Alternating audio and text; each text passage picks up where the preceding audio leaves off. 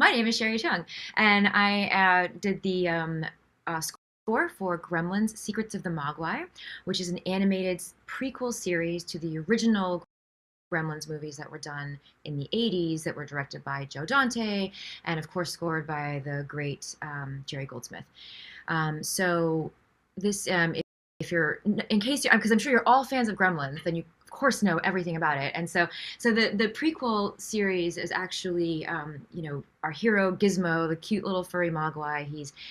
He's from the Valley of Jade, which is this beautiful, magical, wonderful place. It's hidden that no one can get to the Mogwai, and he has living there in peace. And somehow he is swept away from his home and spends the rest of the season trying to get back to the Valley of Jade and return home. And he finds two friends to help him along the way. One of them is Elle, who is actually a character that is unique to this series, and then Sam Wing, who is actually the grandfather in the original movies. So he's like little kiddo Sam Wing now, and so the three of them are able to return Gizmo to his home, which is in the Valley of Jade. And so I'm actually going to play a couple of clips for you, if that's okay.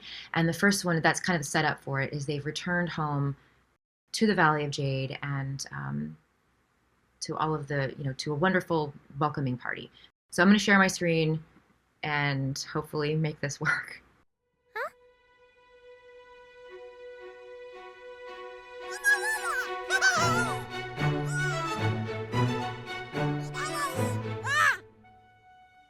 Gizmo! Gizmo!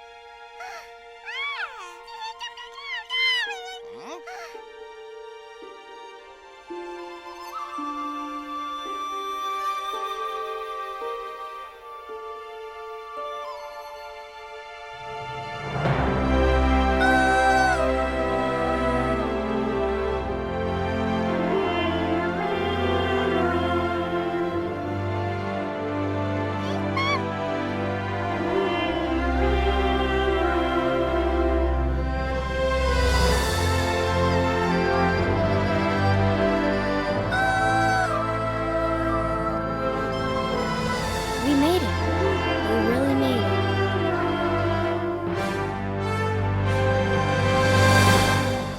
it. The creators, Z Chun, and the co-showrunner Brendan Hay, and as well as Amblin, in the creative conversations that we had, they did a lot of we did a lot of thinking about how the score should sound and should it be, how Jerry should it be and how Amblin should it be. And something that was really, really amazing about them is they said, we do want it to be something that's unique to the show that we're creating. They wanted new thematic material, new themes. They want, because they have some new characters, but they did want it to be in the style of Amblin and the style of that was, in sort of fitting into the lineage, if you will, of Gremlins. Which I think for like all of us composers out there is the most exciting thing, that you can add your voice to a franchise that's been around for forever, that you've probably grown up on, or at least scores that you've studied. It's also the most like terrifying thing in the world. But one of the great things about this scene and why I chose to, really wanted to share it, was because there's a couple of places in the season where I do get to use Jerry's theme, one of his themes called Gizmo's Lullaby, which is what the actors are singing. Doo-da, doo-da-da-da-da. And so it's kind of this, and it's such a pivotal scene in the season, where they finally are, after all the things they've been through, they're returning home, and it's a really, really big moment. And so it seemed, of course, correct to use Jerry's theme, but it was also an opportunity to put in the theme that was unique and for the show and written for the show for the Valley of Jade.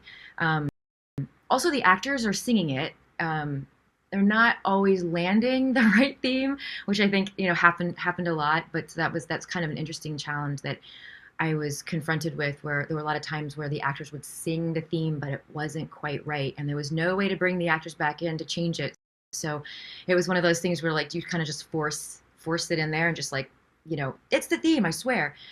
Um, but there was moments where the score could really support that and accompany the actors and the other Mogwai, I should say, while they were singing. And then, like I said, it kind of gave way to this kind of happy accident moment where Jerry's theme just kind of naturally led into a theme that I had written. That I say that humbly. It just naturally kind of did that, and it was a bit of an OMG moment. And I would say it was for something like this, it felt like a victory moment. Like, oh man, that was my affirmation. Thanks, Jerry, that it worked. That anything that I had written was, um, you know, just right for the show, but also in line with what was set up long before I was writing music. So just a really pivotal moment in the show that I'm particularly proud of. So anyway, so if you don't mind, we will watch it again, and I have it without dialogue and kind of just hear what I'm talking about. So again, it opens with some material that I wrote for sort of their journey in getting back to the Valley of Jade, and then you'll hear um, Jerry Goldsmith's Gizmo's Lullaby theme. Before that, you actually do hear a statement of the Valley of Jade theme, then Gizmo's Lullaby, and then ending with the Valley of Jade. So I'm going to share my screen again.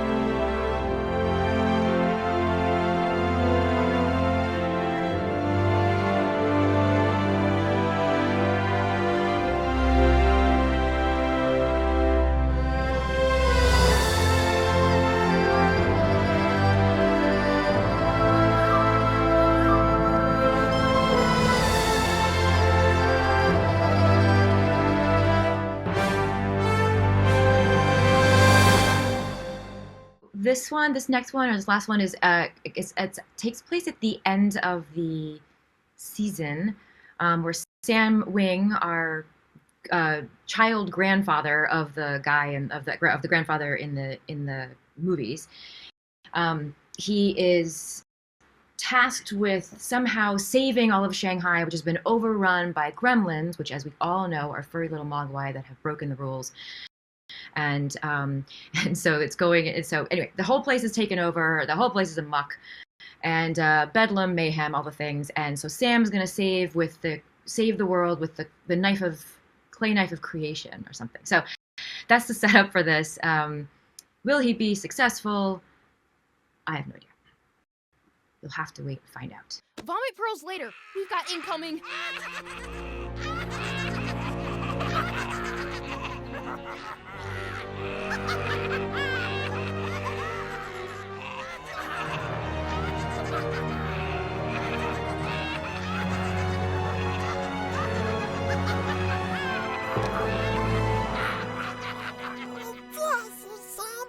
I won't let you down.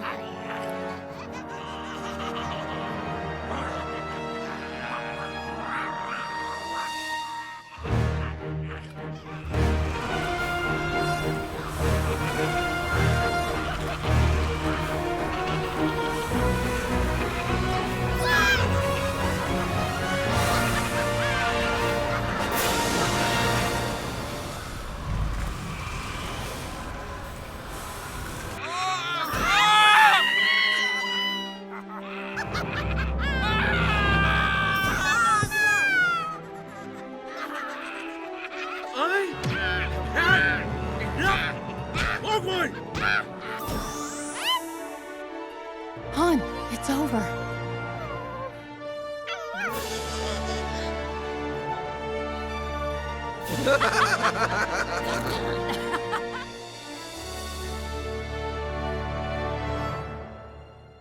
Oh no! Sam? You turned yourself into a... We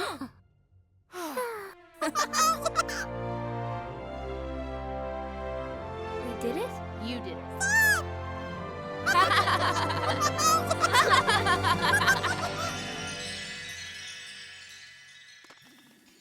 So, I guess some little backstory on some of the challenges of this scene. And again, for those of you guys who like score animation or anything that has like epic adventure type of stuff, we run into this stuff all the time where you have these sort of long segments where there's all these different emotional beats and there's no dialogue. And I mean, there's a ton of sound effects, but like there's no dialogue and there's so, and this isn't to say that, oh, the show wouldn't survive without the music, but I do think it's something that I really learned by doing animation too is the the need for score, like the accountability for score to actually complete the sentences of what we're seeing on screen.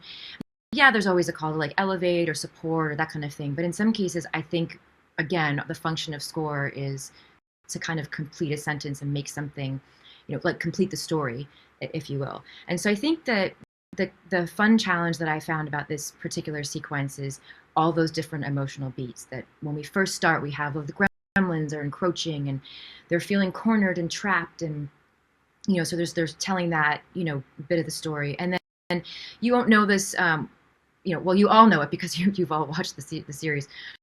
So if you will remember, Sam has failed once before with this clay knife. So he has this moment of uncertainty, and Gizmo gives him a little, "You can do it, Sam." And so there's like that kind of emotional beat of the hesitation and, our character feeling like, as we can all relate to, like, oh, wow, can I do this? And so, we have that. Then him centering himself and finding that clarity, and you have that. And then we start with the magic or whatever it is. And again, also the uncertainty of did it work or not, And then once we see the whole thing blow up, there's the whole sequence of we find out it is working and all of the gremlins are being turned back into fuzzy little Mogwai, and you can kind of see like the mayhem that's happening, that's all clearing up, and the characters are all realizing that everything worked out. So it's kind of an all is well moment. And then at the tail end, there's, oh my gosh, did Sam accidentally mess this up and turn himself into, a cockroach or something like that? And so we find out, no, in fact, he's all safe. So there's a lot of like emotional roller coaster moments that, I think there's a couple ways to approach it. I tried to approach it with more of a through line as opposed to continually stopping and starting. I don't know. I think sometimes you just kind of have to just stop and start sometimes with those types of things. But in any case, it's a big moment that I really felt was, just kind of warranted and allowed me to do something that was a little bit more lyrical instead of just action adventure kind of thing, but something that was really heroic, or hopefully reads as heroic. And the last thing I was going to say too is something that I consider, and I don't know how many of you guys do this too, but I always consider camera angles and camera movement in this kind of thing too. And it's like when something pulls out to a wide shot, it's sometimes an indication to go bigger. I suppose there's times to do it opposite. And then when you have the sweeping down sort of like, I imagine a big, I mean, this was animation, but a big jib arm, if it was live action, and it's kind of sweeping down, and you're, those types of angles, I always pay attention to those. Is sometimes I think it's a little bit of a window into the filmmaker's idea of the scope and the depth of their story and the expanse of maybe what the score could be. So I just took it and ran with it and let them tell me it's too much. But anyway, so with that, if the last thing I was going to do is just show the clip again, without dialogue or sound effects, and just kind of, have a composer's moment.